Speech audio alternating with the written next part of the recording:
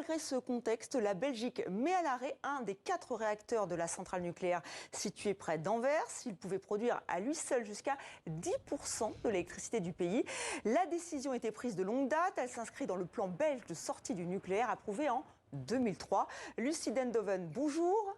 Vous êtes journaliste à la RTBF. Alors, quelles seront déjà les conséquences de la fermeture de ce réacteur? Qu'est-ce que ça implique pour les Belges? Eh bien, 10% d'électricité en moins pour les Belges, c'est pas la catastrophe en fait, Estelle, puisque on a déjà vécu des situations bien plus graves par le passé. À l'automne 2018, nous avions 6 réacteurs sur 7 qui étaient à l'arrêt et on a importé massivement de l'électricité. Alors, maintenant, il y a tout de même la question du prix. Cette question du prix, elle a été prise en compte par le marché de l'électricité, puisque Doel 3 était prévu de longue date pour être mis à l'arrêt.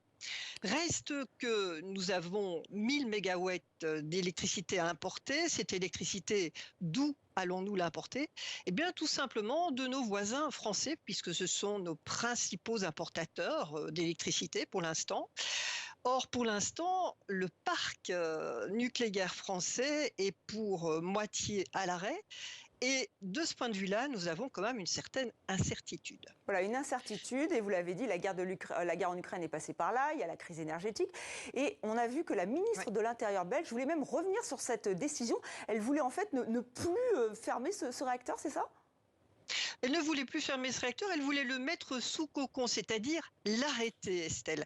L'arrêter de manière à ce que des mesures irréversibles ne puissent être prises.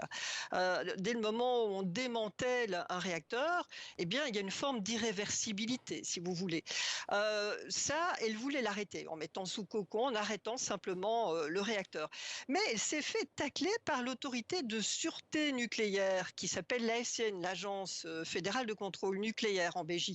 Alors, je vous lis ce que l'autorité de sécurité nationale lui a répondu, qu'elle ne pouvait pas garantir la sûreté nucléaire d'une mise sous cocon, que postposer les travaux préparatoires au démantèlement pour conserver le réacteur disponible ne servait pas et n'était pas une décision de gouvernance. Voilà, ça c'est ce que l'autorité de sécurité nucléaire a répondu à la ministre de l'Intérieur belge. Mais alors Lucie, est-ce que ça veut dire que la Belgique pense à faire marche arrière, c'est-à-dire revenir sur ce plan de sortie du nucléaire, vu le contexte ?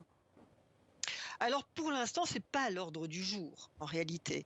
On est face à plusieurs écueils. Le premier écueil, c'est un écueil politique.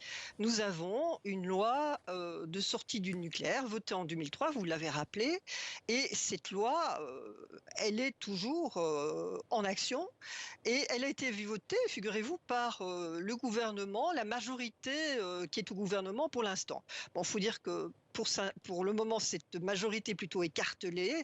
On va dire que les libéraux et les sociaux-chrétiens sont pour une remise en cause de cette loi, mais les écolos tiennent bon.